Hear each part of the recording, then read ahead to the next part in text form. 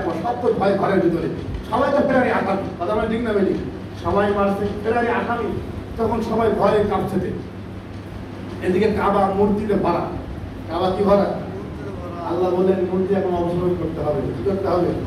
অবসরণ করতে হবে। আমাদের দেশে গলিতে গলিতে সব জায়গায় মূর্তি মূর্তি মূর্তি মূর্তি মূর্তি। বাপকে তো এরকম আসমানে উঠাইছিল, এরকম জমিনের মধ্যে জনগণ 500 হাত দিয়ে চালাইতে চায়। নিজের বাপের সম্মান নষ্ট করার জন্য সেই একমাত্র দায়ী। যেভাবে উঠিয়েছিল সেভাবে আল্লাহ ধ্বংস করেছিলেন। কারণ মূর্তি কখনো ইসলামে গায়েব হতে পারে না। যখন মূর্তির বিরুদ্ধে কথা বলা হয়েছিল, এই মূর্তির বিরুদ্ধে কথা বলার কারণে বহু আলেমকে কারাবরণ করতে হয়েছিল।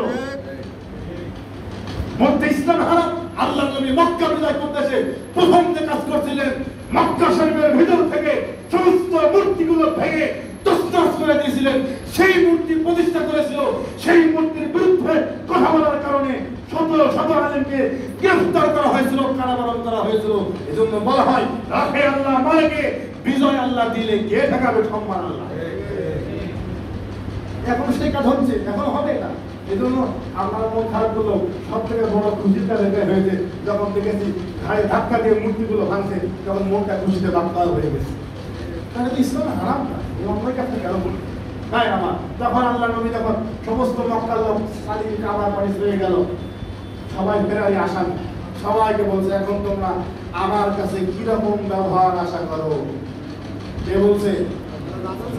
আল্লাহ নবী বলছে আমার কাছে এখন তোমরা কিরকম ব্যবহারে আশা করো?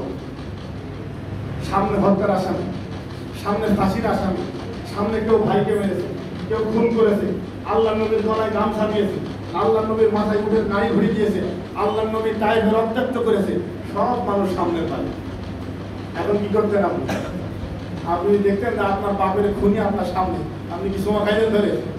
কথা বলেন, সব খুনি সামনে। এখন তখন ওরা বলছিল কত, দেখেন একটা নির্লজ্জের মতো বলছো, ইয়া রাসূলুল্লাহ, ইয়া হাবিবাল্লাহ, আপনার কাছে সেই রকম আশা করি যেরকম ইউসুফ আলাইহিস সালামের কাছে তার ভাইয়েরা আশা করেছিল। সুবহানাল্লাহ। এটা একটা লম্বা কাহিনী।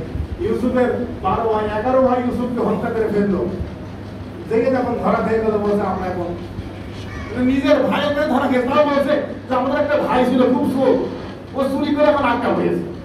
নিজের ভাইয়ের কাছে বলছে, নিজের ভাই মন্ত্রণালয়ের দায়িত্বে খাবার দিতে আসছে, বলছে তোমাদের ভাইটা চুরি করেছে, তোমাদের ভাইকে বলছে হ্যাঁ ওই ইউসুফ নামে এক ভাই ছিল, ওর চুরি টুরি, ওর অবস্থা খারাপ ছিল, ওর একটা ভাই বিনিয়ামিন, ও এখন চুরি টুরি করতো। ইউসুফের কাছে যে বলছে কত দুর্ভাগা তারা। তখন এই কথা বলে না, হুজুর আমরা আপনার ওই রকম আশা করি।